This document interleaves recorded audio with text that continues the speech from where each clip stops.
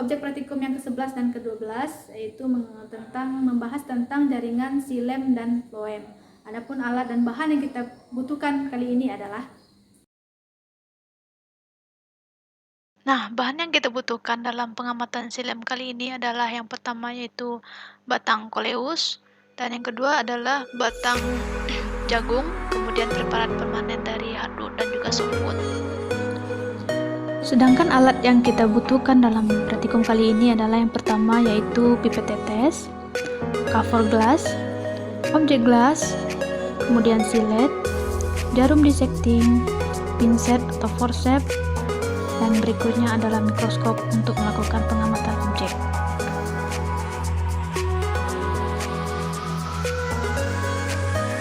Kita masuk ke cara kerja pengamatan xilem pada tumbuhan monokotil dan dikotil.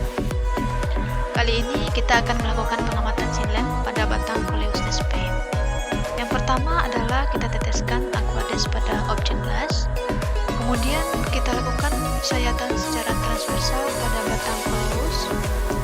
Nah, hasil sayatan diletakkan pada objek glass, kemudian kita tutup dengan cover glass.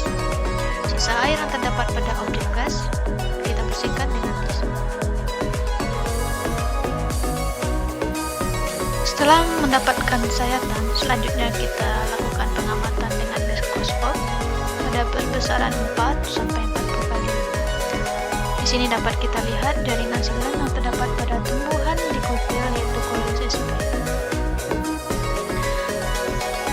Nah, pada gambar ini dapat kita lihat jaringan xilem yang terdapat pada tumbuhan dikotil Coleus. Jaringan xilem berfungsi sebagai pengangkut air dan zat terlarut dari akar melalui penjepit. Selain itu, xilem juga berfungsi sebagai pengokoh, bahkan juga sebagai penyimpan cadangan makanan bagi tumbuhan itu sendiri. Baik, kita masuk ke cara yang kedua, yaitu pengamatan xilem pada tumbuhan monokotil, yaitu batang ziamais atau jagung. Seperti cara kerja sebelumnya, kita teteskan aquades pada objek glass, kemudian kita lakukan sayatan secara transversal pada batang jagung. Nah, hasil sayatan diletakkan pada objek glass, kemudian kita tutup dengan cover glass. Seperti biasa, sisa air yang terdapat pada objek glass kita bersihkan dengan tisu.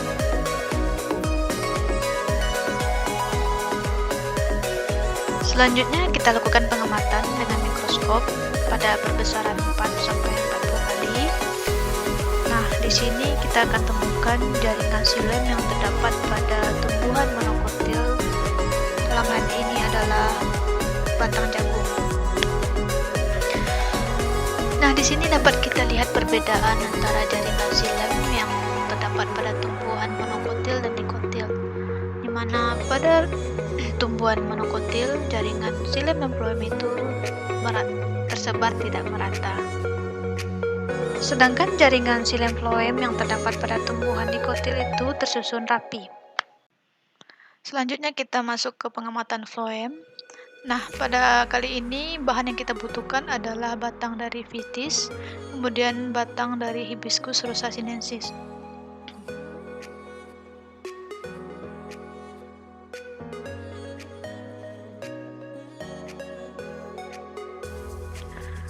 Nah, kita masuk ke pengamatan jaringan floem. Di sini kita mengambil batang dari Hibiscus rusa sinensis, di mana yang pertama yaitu kita teteskan aquades pada objek glass.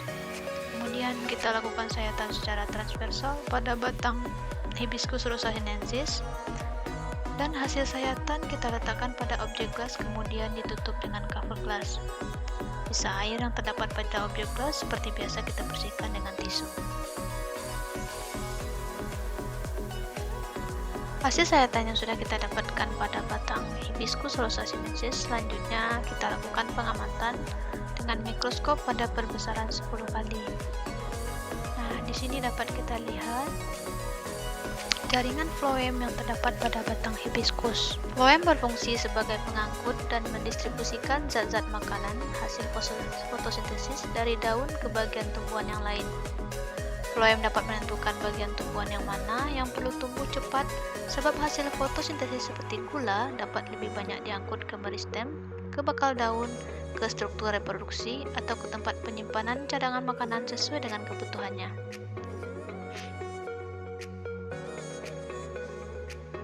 Masuk kita ke cara kerja pengamatan objek phloem yang kedua, yaitu pada batang Vitis hastata, di mana yang pertama kita teteskan aquades pada objek glass, kemudian kita lakukan sayatan secara transversal pada batang Vitis hastata. Kemudian hasil sayatan yang kita peroleh kita letakkan pada objek glass dan ditutup dengan cover glass. Sisa air yang terdapat pada objek glass kita bersihkan dengan tisu.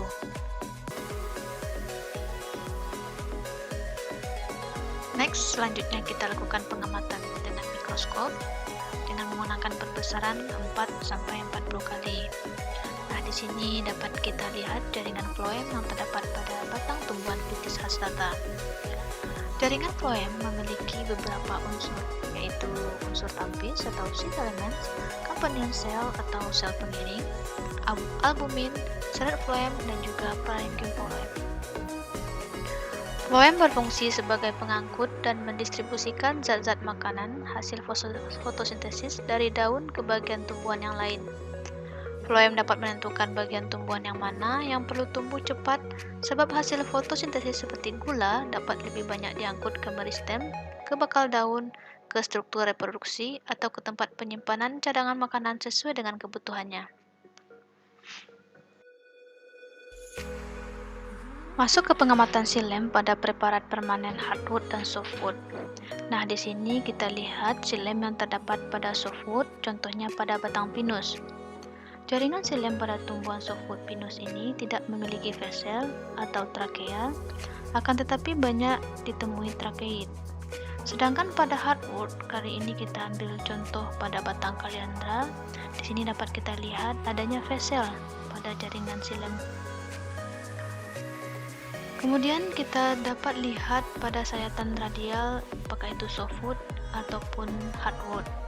Pada sayatan radial ini kita dapat melihat tipe dari jari-jari empulur, apakah dia bertipe homoseluler ataupun heteroseluler. Selanjutnya kita masuk pada sayatan tangensial, di mana sayatan tangensial baik itu softwood ataupun hardwood, kita dapat melihat tipe dari jari-jari empulurnya, apakah dia uniseriate, multiseriate ataupun agregat. Nah, di sini pada softwood biasanya berupa uniseriate atau multiseriate, sedangkan pada hardwood dapat kita jumpai 3 tipenya, yaitu uniseriate, multiseriate ataupun agregat. Baik, sekian saja video praktikum kita kali ini. Jumpa lagi di video-video praktikum struktur perkembangan tumbuhan selanjutnya. Terima kasih. Jangan lupa like, subscribe, dan komen. Assalamualaikum warahmatullahi wabarakatuh.